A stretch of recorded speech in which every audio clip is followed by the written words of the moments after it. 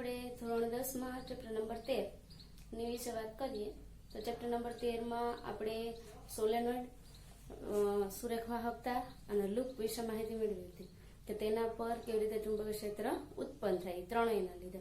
ત્યાર પછી ચુંબકીય ક્ષેત્ર રેખાની લાક્ષણિકતા વિશે જોયું. ત્યાર પછી વાત કરીએ તો ચુંબકીય ક્ષેત્રમાં મૂકેલા વિદ્યુત પ્રવાહધારિત વાહક તાર પર લાગતું બળ. તો ચુંબકીય ક્ષેત્રમાં વિદ્યુત પ્રવાહધારિત વાહક તાર મૂકેલો હોય તો એના ઉપર બળ કઈ રીતે લાગશે એના વિશે માહિતી મેળવીએ.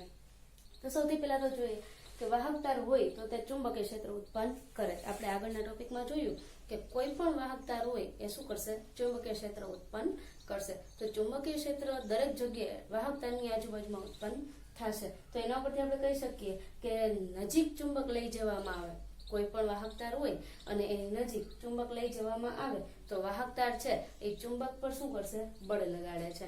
એટલે મિત્રો આપણને ખબર છે કે કોઈ પણ વાહક તાર હોય એની આજુબાજુમાં ચુંબકીય ક્ષેત્ર ઉત્પન્ન થાય અને જો એને વાહક તારને ચુંબકની નજીક લઈ જવામાં આવે તો તે શું કરશે? વાહક તાર ઉપર જ બળ લગાડે છે.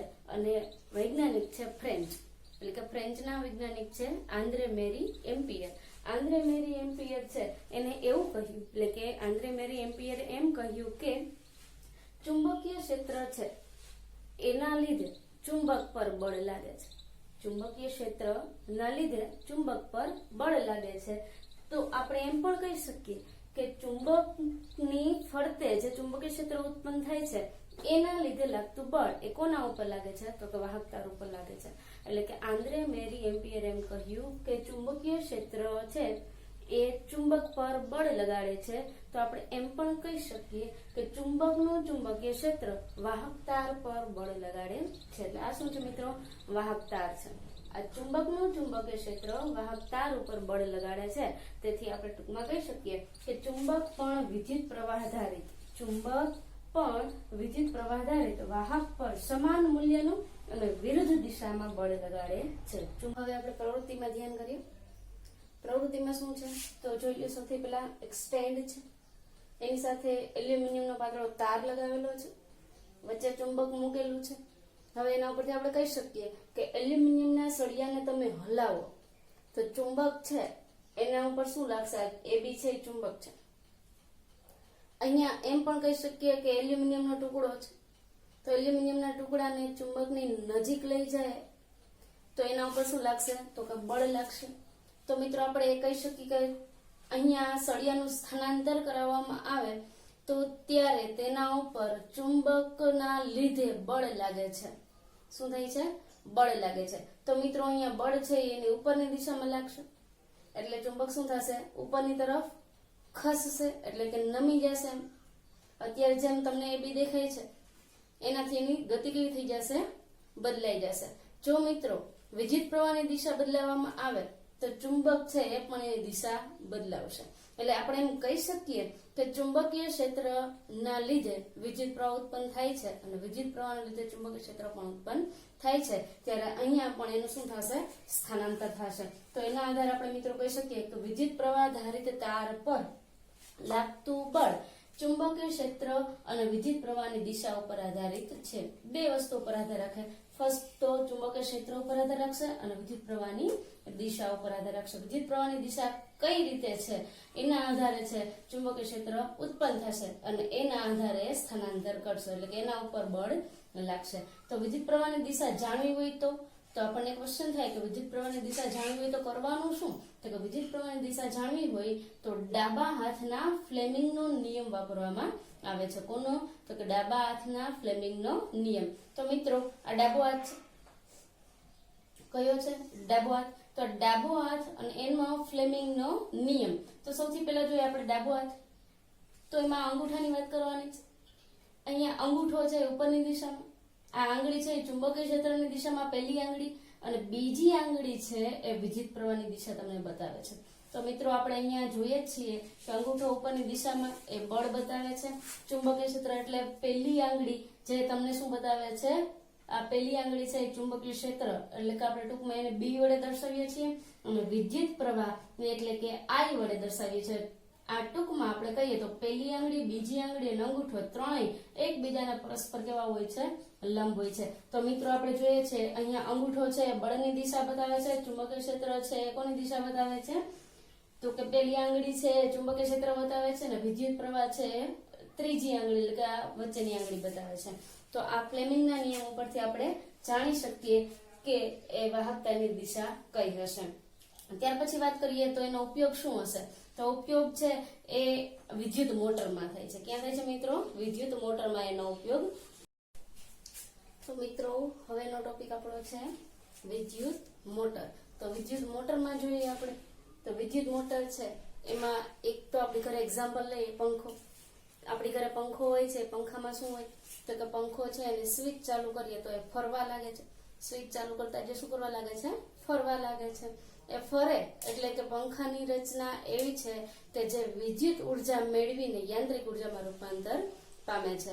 તો મિત્રો આપણી ઘરે એવા કેટલા બધા ઇલેક્ટ્રિક સાધનો છે કે જે વિદ્યુત ઉર્જાનું યાંત્રિક ઉર્જામાં રૂપાંતર કરે છે. એક્ઝામ્પલ તરીકે વાત કરું તો ફ્રીજ, MP3, ત્યાર પછી કેટલા બધા એવા એક્ઝામ્પલ છે કે જે આપણી ઘરે હોય છે. તો મિત્રો આપણને એક એક્ઝામ્પલ આપ્યું પંખો, એના ઉપરથી ઘણું બધું સમજાઈ જશે. પહેલા તો સિદ્ધાંતની જ વાત કરીએ કે પંખાની સ્વિચ ચાલુ કરીએ એટલે પંખો શું કરશે? ફરવા લાગશે. તો એના ઉપરથી આપણે કહી શકીએ કે સ્વિચ ચાલુ કરીએ એટલે એને શું મળશે? વિદ્યુત ઉર્જા. અને વિદ્યુત ઉર્જા મળે એટલે ફરવા લાગે છે એટલે કે એ યાંત્રિક ઉર્જા પ્રાપ્ત કરી લે છે. તો અહીંયા વિદ્યુત મોટર પણ એવું જ કંઈક આપણને શીખવે છે કે વિદ્યુત મોટર છે એની સ્વિચ ચાલુ કરી તો એ વિદ્યુત ઉર્જા પ્રાપ્ત કરીને યાંત્રિક ઉર્જામાં રૂપાંતર પામે છે. એટલે એનો સિદ્ધાંત શું થશે મિત્રો? વિદ્યુત મોટરનો સિદ્ધાંત 1 માર્કમાં પૂછાય તો વિદ્યુત ઉર્જાનું યાંત્રિક ઉર્જામાં રૂપાંતર. તો મિત્રો આપણે કહી શકીએ કે વિદ્યુત મોટર એક એવી રચના છે કે જે વિદ્યુત ઉર્જાનું યાંત્રિક ઉર્જામાં રૂપાંતરણ કરે છે. તો મિત્રો સૌથી પહેલાની આકૃતિ વિશે સમજીએ. અહીંયા આપણે વિદ્યુત મોટરની રચના, કાર્ય પદ્ધતિ, સિદ્ધાંત, ઉપયોગ આ બધું શીખવાનું છે. તો સૌથી પહેલા એની આકૃતિ આવડી જશે તો એનું લખતા એટલે કે એની રચના અને કાર્ય પદ્ધતિ બંને સમજાઈ જશે. અને આ ક્વેશ્ચન છે એ બોર્ડની એક્ઝામમાં દર વખતે પૂછાય છે. એટલે વિદ્યુત મોટર કે જનરેટર બંને ક્વેશ્ચન એટલા જ ઇમ્પોર્ટન્ટ છે જે બંનેમાં આપણે સરળતાથી ધ્યાન આપશું એટલે ઇઝીલી આપણને સમજાઈ જશે. તો પહેલા સૌથી પહેલા સિદ્ધાંત લખવાનો. તો સિદ્ધાંતમાં વિદ્યુત ઉર્જા છે યાંત્રિક ઉર્જામાં રૂપાંતર કરશે એટલે કે વિદ્યુત ઉર્જાનું યાંત્રિક ઉર્જામાં રૂપાંતરણ થશે. ત્યાર પછી આકૃતિ જોઈએ તો આકૃતિમાં બે ચુંબક લીધા છે, બંને ગજિયા ચુંબક. અહીંયા બંને ચુંબકની સાઈઝ એટલે કે બંને ચુંબકના નામ છે ઉત્તરથી દક્ષિણ એટલે કે નોર્થ થી સાઉથ એવી રીતે આપેલા છે. એની વચ્ચે એક વાહકતાનું ગૂંચળું મૂકવામાં આવે છે અને વાહકતાના ગૂંચળાનું નામ છે ABCD. વાહકતાનું ગૂંચળું, તાંબાનું ગૂંચળું મૂકવામાં આવે છે જેનું નામ શું છે? ABCD. અને ABCD ના એક છેડે એટલે કે એક છેડે A છે અને બીજા છેડે કયો છે? D. એટલે કે આખો તાર હોય એમાંથી એને શું કર્યું? ગૂંચળું બનાવ્યું. તો એક છેડે A નામ છે, બીજા છેડે D નામ છે. તો અહીંયા A અને D બંને છેડા સાથે સ્પ્લિટ રિંગ જોડાયેલ છે. શું જોડાયેલું છે મિત્રો? Split ring. સ્પ્લિટ રિંગ નું નામ આપેલું છે અહીંયા પિંક કલરનું જે દેખાય છે એ સ્પ્લિટ રિંગ છે એટલે કે P અને Q. A છેડા સાથે સ્પ્લિટ રિંગ P જોડાયેલ છે અને D છેડા સાથે સ્પ્લિટ રિંગ Q જોડાયેલ છે. સ્પ્લિટ રિંગ છે એ ફરે. મિત્રો આપણે ઘણીવાર જોયું હોય છે કે અહીંયા સપોઝ કે વાત કરું તો અમારો હાથ છે એના ચોકને પકડેલો છે તો ફરે કોણ? આ સ્પ્લિટ રિંગ તરીકે ચોક ફરે છે. કોણ ફરે મિત્રો? સ્પ્લિટ રિંગ તરીકે ચોક ફરે છે. એટલે આપણે ગમે એ વસ્તુ જોઈએ છે તો એની અંદર એક સળિયા જેવું હોય છે અને એ ભ્રમણ કરતું હોય છે. તો એ ભ્રમણ કરે છે એ શું છે? Split ring. એના લીધે જે શું કરશે? ચક્કર ફરશે એટલે કે ભ્રમણ કરશે. અને સ્પ્લિટ રિંગની સાથે અવાહક હોય એવું એક બ્રશ જોડેલું છે જે બ્રશનું નામ છે X અને Y. અહીંયા બ્રશ તરીકે કોને લીધા છે મેં? X અને Y. જે ફરતા નથી એ એમનો જોઈન્ટ છે. અને એની સાથે બેટરી, સ્વિચ ને બધું જોડેલું હોય છે. અહીંયા આપણે શું જોડેલું છે? બેટરી. અને શું કહે છે મિત્રો? બેટરી. ઓકે મિત્રો, તો સૌથી પહેલા આકૃતિમાં બે ચુંબક લેવાના. ચુંબકની વચ્ચે વાહકતાનું ગૂંચળું ABCD મૂકવાનું. ABCD માં એક છેડે A અને બીજા છેડે D હોય છે.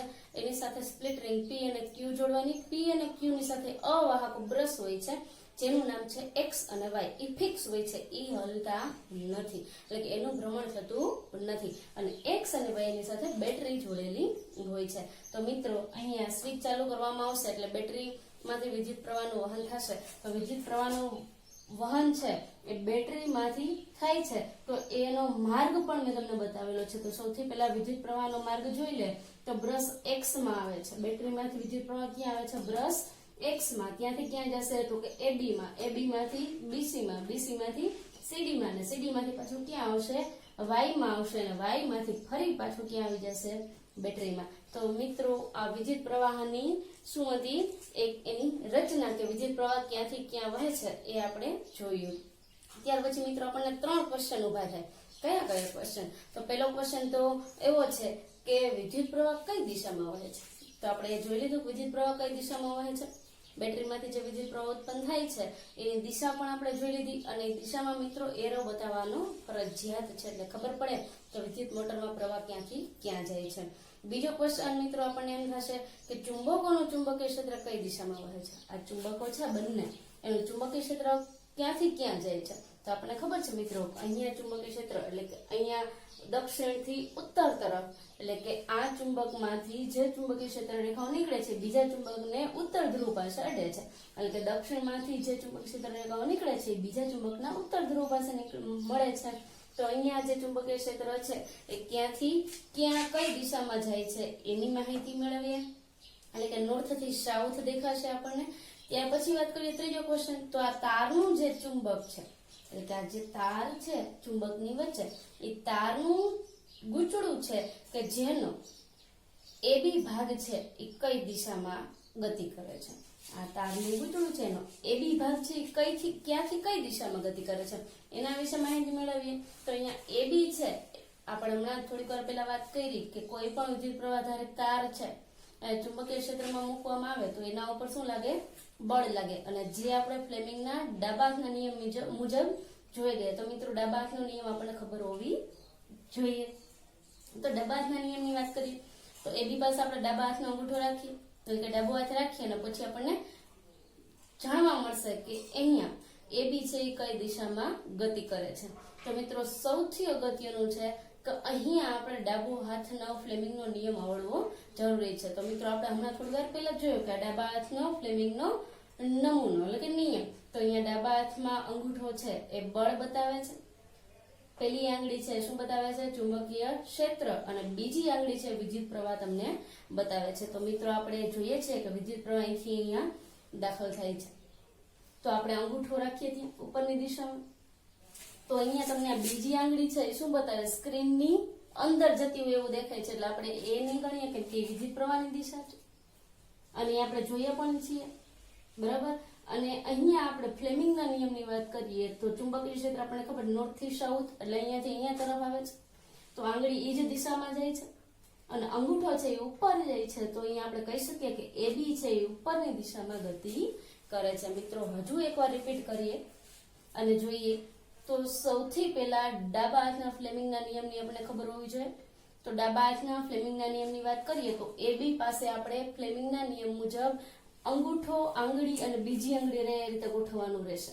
તો અહીંયા એબી પાસે આપણે ડાબા હાથના ફ્લેમિંગના નિયમની વાત કરી લે તો અહીંયા જોયો મિત્રો, અહીંયા બીજી આંગળી છે સ્ક્રીનની અંદર જતી હોય એવું દેખાય છે, એટલે વિદ્યુત પ્રવાહની દિશા છે. આ ત્રણની આપણે ખબર હોવી જોઈએ. અંગૂઠો છે બળ બતાવે છે, પેલી આંગળી છે ચુંબકીય ક્ષેત્ર બતાવે છે, અને બીજી આંગળી છે વિદ્યુત પ્રવાહ બતાવે છે. તો મિત્રો સૌથી પહેલા અહીંયા ચુંબકીય ક્ષેત્ર છે ઉત્તરથી દક્ષિણ એટલે નોર્થ થી સાઉથ તરફ જાય છે, જે આપણને પેલી આંગળી દેખાય છે. તો અંગૂઠાની વાત હોય હતી, આપણને ખબર છે કે વાહક તાર છે એને ચુંબકીય ક્ષેત્રમાં મૂકવામાં આવે તો એના ઉપર બળ લાગે છે. તો અહીંયા અંગૂઠો છે કઈ દિશામાં જાય છે? તો મિત્રો અંગૂઠો છે ઉપરની દિશામાં જાય છે, એટલે આપણે કહી શકીએ કે એબી છે એ ઉપરની તરફ ગતિ કરશે. એટલે અહીંયા એબી છે એ ફરીને આ બાજુ આવશે, અર્ધચક્ર પૂરું થાય, અર્ધચક્ર પૂરું થશે એટલે એબી આ બાજુથી ક્યાં આવી જશે? ઉપરથી ફરીને આ બાજુ આવી જશે. તો મિત્રો એની આકૃતિ ઉલટાવીને જોઈએ એટલે કે અર્ધચક્ર પૂરું થશે એટલે સ્પ્લિટ રિંગ પણ શું થશે? ફરી જશે. તો બ્રશ એક્સ ની સાથે કોણ આવી જશે? ક્યુ આવી જશે, અને બ્રશ વાય ની સાથે કોણ આવી જશે? પી આવી જશે. મિત્રો એ કેમ ખબર પડે તો કે એ બી ફરે તો અહીંયા સ્પ્લિટ રિંગ પણ ફરવાની જ હોય ને મિત્રો. કોણ નથી ફરતું તો કે બ્રશ એક્સ અને વાય બંને ફરતા નથી. જો એ બી છે એ ઉપરથી ગતિ કરીને સીડી ની જગ્યાએ આવી જાય તો પી પણ ગતિ કરીને ક્યાં આવી જાય? વાય ની સાથે. અને ક્યુ છે ગતિ કરીને ક્યાં આવી જાય? એક્સ ની સાથે. અને સીડી છે ગતિ કરીને ક્યાં આવી જાય તો કે એબી ની જગ્યાએ.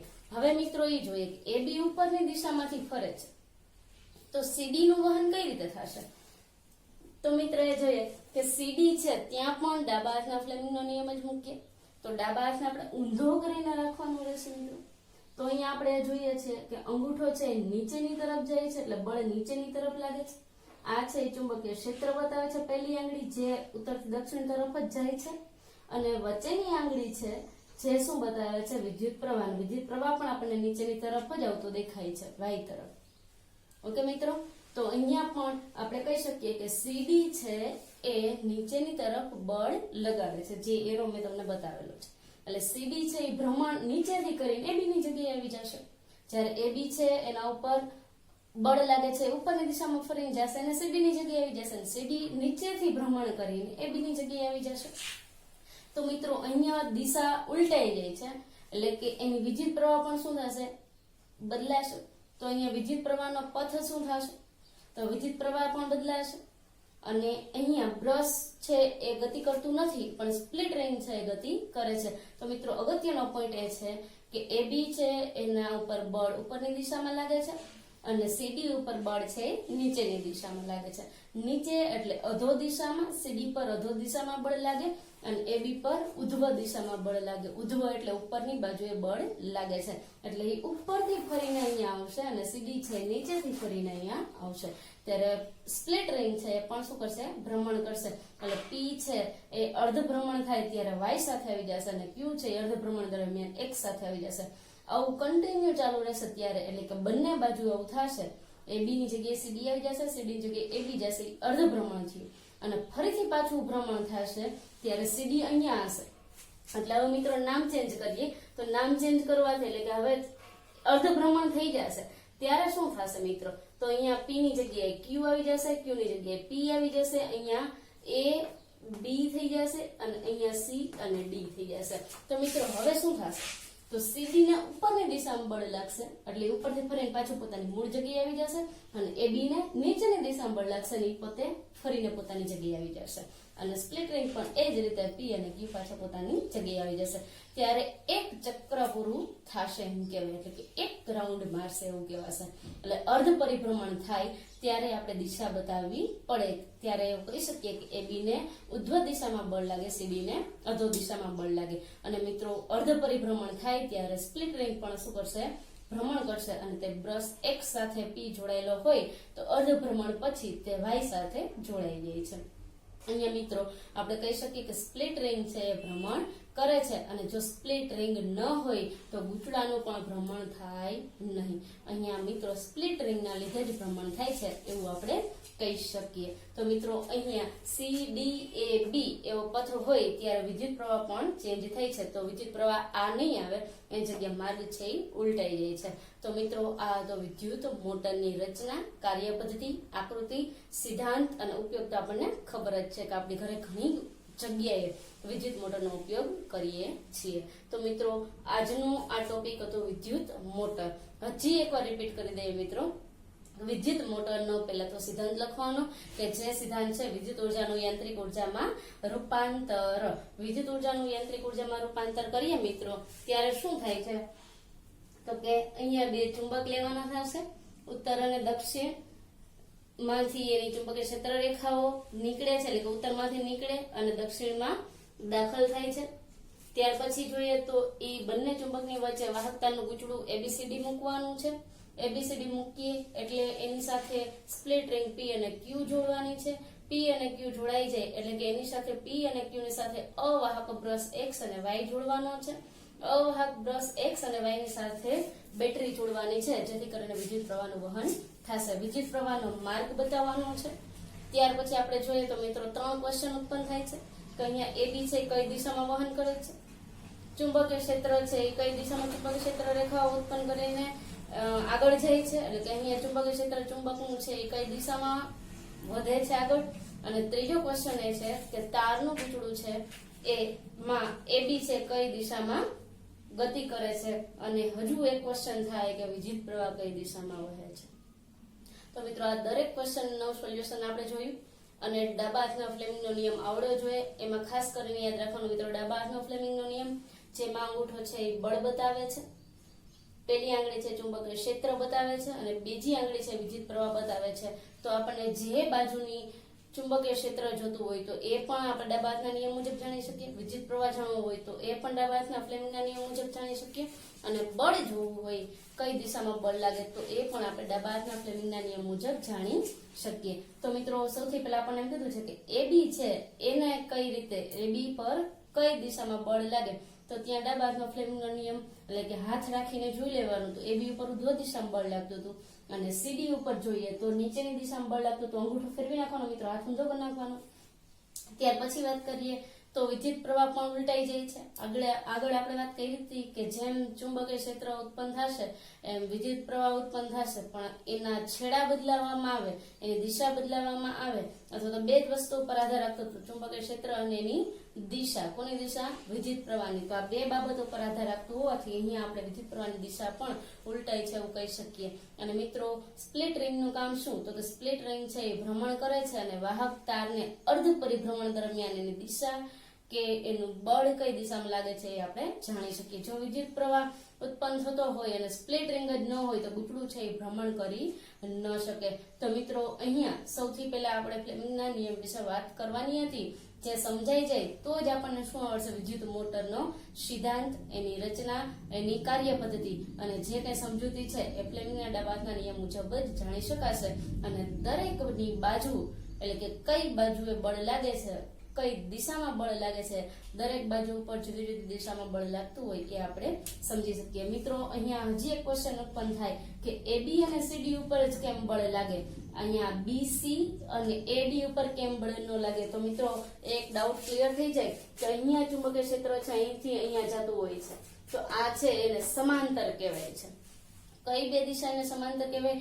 AD અને BC છે એ ચુંબકીય ક્ષેત્રને સમાંતર હોવાથી એના ઉપર બળ લાગશે નહીં. કેમ કે આગળના ટોપિકમાં આપણે જોયું કે ચુંબકીય ક્ષેત્રમાં મૂકેલા વિદ્યુત પ્રવાહ ધારિત વાહક તાર પર લાગતું બળ, તો અહીંયા આપણે એલ્યુમિનિયમનો સળિયો લગાડેલો હતો અને ચુંબક લગાડેલું હતું, એના ઉપર બળ લાગે તો એલ્યુમિનિયમનો સળિયો છે એ ઉપરની તરફ ખસતું બળના કારણે. તો અહીંયા આપણે જોઈએ છે કે AD અને BC ઉપર ક્યારેય બળ લાગે નહીં. તો બળ કોની ઉપર લાગે? તો કે AB અને CD ઉપર જ બળ લાગે, કેમ કે લંબ રૂપે હોય છે. જે લંબ રૂપે હોય ચુંબકીય ક્ષેત્રમાં એના ઉપર જ બળ લાગે છે. તો એ પણ આપણે જોયું કે અર્ધ પરિભ્રમણ, એક અર્ધ પરિભ્રમણ થાય એટલે AB ની જગ્યાએ કોણ આવી જાય? CD ને CD ની જગ્યાએ કોણ જતું રહેશે? AB. ત્યારે એના ઉપર લાગતું બળ છે એની દિશા પણ ઉલટાઈ જશે અને વિદ્યુત પ્રવાહની દિશા પણ ઉલટાઈ જશે. તો મિત્રો સૌથી અગત્યનો ક્વેશ્ચન છે વિદ્યુત મોટર. આકૃતિ 3 થી 4 વખત દોરીશું એટલે આરામથી આવડી જશે અને આકૃતિ આવડી જશે તો લખતા પણ આવડી જશે.